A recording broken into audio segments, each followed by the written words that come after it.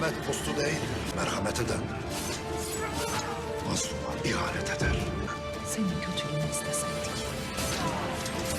Ailemiz muhtaç kimseyi görmemiş Dündar Bey.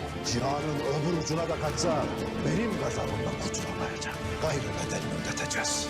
O zehri sana hiç vermeyecektik Osman Bey. Öldüğün gün bayramımız olacak emmi.